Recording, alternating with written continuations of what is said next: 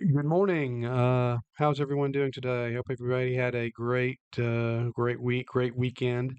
Um, this morning I'm here. I'm going to be going over the chapter in the book called Voices Unheard that takes place down in Alabama. And I'm here today with the character Rose, and just going to get her to answer a few questions that we have, so you can kind of familiarize yourself with her a little bit. So I'll just kind of jump in. How are you doing this morning, Rose? I'm great. How are you? Doing well, thank you. I'll just jump in here. Can you share for us what inspired you to assist Elsie with her absentee voting form in Alabama, and what that experience was like for both you and for her? Hey, thank you for having me this morning. Yes, I can answer that question. It was really an inspiration to work with Elsie, trying to help her with that absentee voting ballot. She was a little bit not disabled totally, but it was a little difficult for her to even read and to mark those ballots. So for me to sit there with her and to read the information for her and to take her hand and help her write things, that was a real wonderful inspiration. Wow, that must have been quite an experience.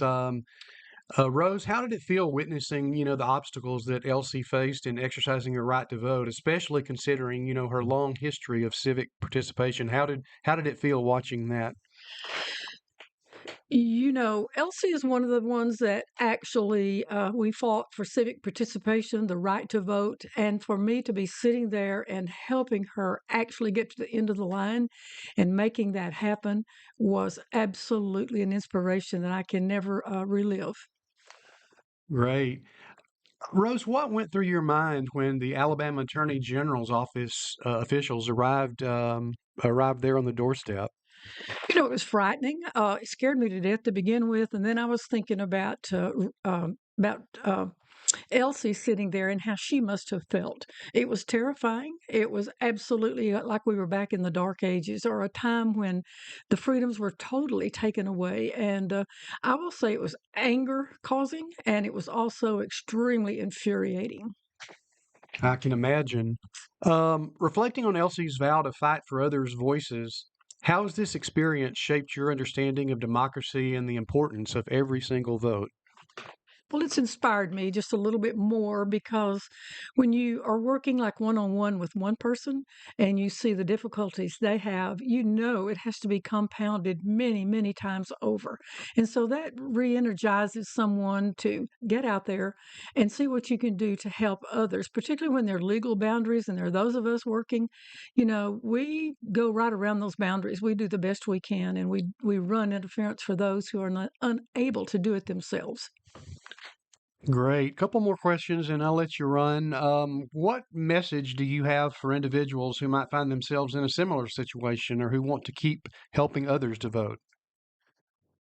Well, it's pretty simple. You work with them and you tell them, provide information to them, not only where they can go, but actually take them to the place of where they would have the most influence.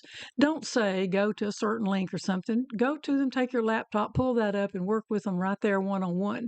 It's one thing to show somebody or tell somebody how to do something, and it's quite another to actually provide that information for them firsthand so that you don't just leave them hanging. All right, last question, Rose. Despite these challenges, tell us what keeps you hopeful or motivated to continue participating in and advocating for the democratic process. I've been involved in this so long. My age is old enough that I can reflect and remember back in earlier times. And I've worked in all kinds of campaigns. I've seen so many things that have gone on, and I don't lose heart. The Democratic Party is making some momentum now, and steady at the wheel is where we've been for years. That's where I intend to keep staying. I'm not easily deterred, and I love the wins, and they will be coming soon. The losses are bad to share. You have to work with those, but the winning is what keeps me going and reflecting on the Democratic Party and the principles it stands for. All right, Rose. Wow, I appreciate the insight. I hope you guys enjoyed that. Very powerful chapter of the book, and we'll be back with more. And thanks for listening. Bye bye.